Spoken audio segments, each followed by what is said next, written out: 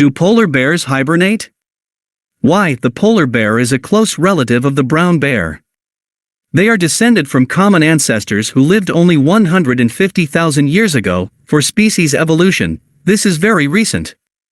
The brown bear hibernates just fine in winter, but can the polar bear sleep in a den in summer? And in fact, does the polar bear have dens? Surprisingly, they hardly ever sleep. That is, they sleep normally, as they do in the summer, only in the summer they usually sleep more. But they do not fall into a winter sleep. It would be more correct to call it hibernation of bears. They do not have real sleep, because their body temperature does not fall, and they can wake up at any moment. Only pregnant and nursing female bears go into winter sleep. The rest of the polar bears, if they lie in their dens, only for a short time, and not every year. The main food of polar bears is seals. They are seals. They are hunted by polar bears on the ice. They either snatch the seal with their paw from the hole in the ice, through which the seal is breathing, or they catch and snatch the seals, which came out on the ice to rest. In many areas of the Arctic where polar bears live, the ice melts almost completely by the end of summer. They can no longer hunt seals. On land, most Arctic animals are able to escape from the polar bear, and in the sea to swim away from it. It is good if they manage to find a carcass of a dead whale or a walrus on the shore.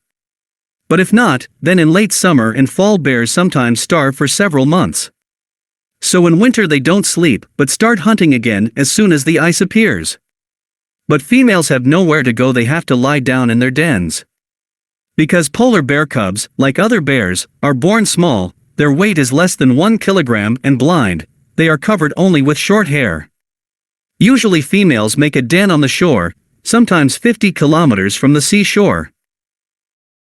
As a rule, she makes her den in a snow dune, but if there is little snow, she may dig a hole in the frozen ground. The female lies in the den just when the ice melts, and it becomes difficult to hunt.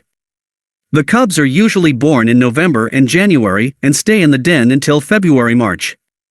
Before she gives birth to the cubs, the bear does mostly sleep, but she wakes up during the birth and has to sleep less afterwards.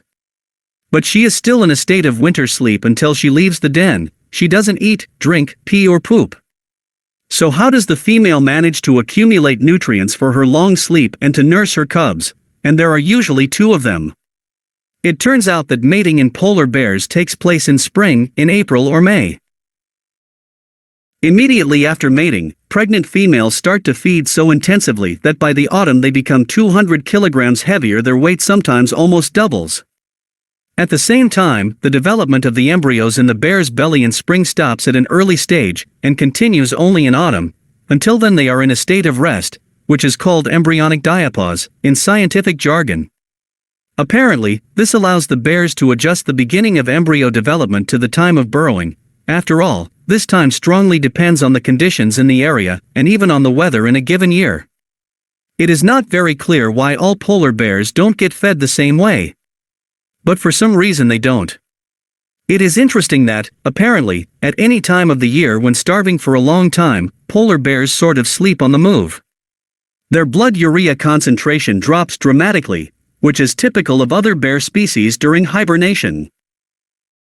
Bears are able to use urea to synthesize amino acids and plasma, liquid, blood proteins. The concentration of proteins in the plasma must be as constant as possible. Otherwise there are various problems with fluid transport and metabolism in the body. In addition, the lower the urea content, the less it needs to be excreted with urine, which means less to drink. Although water in the form of snow is usually readily available in the Arctic, it is not energetically profitable to drink, or rather eat. A lot of energy is lost for its warming. If the brown bear's urea concentration decreases, he becomes lethargic, no longer wants to eat and falls asleep. But the polar bear, if there is food, starts eating again and raises the urea concentration to normal levels. It is interesting that during the period of winter sleep, the polar bear somehow manages to lose almost no bone and muscle mass. Usually in humans and other animals, their mass decreases sharply during prolonged immobility. Even when there is food, the mass of bones and muscles also decreases in other species of bears during sleep. But the polar bear consumes almost only fat. It turns out that in some respects polar bears are more adapted to winter sleep.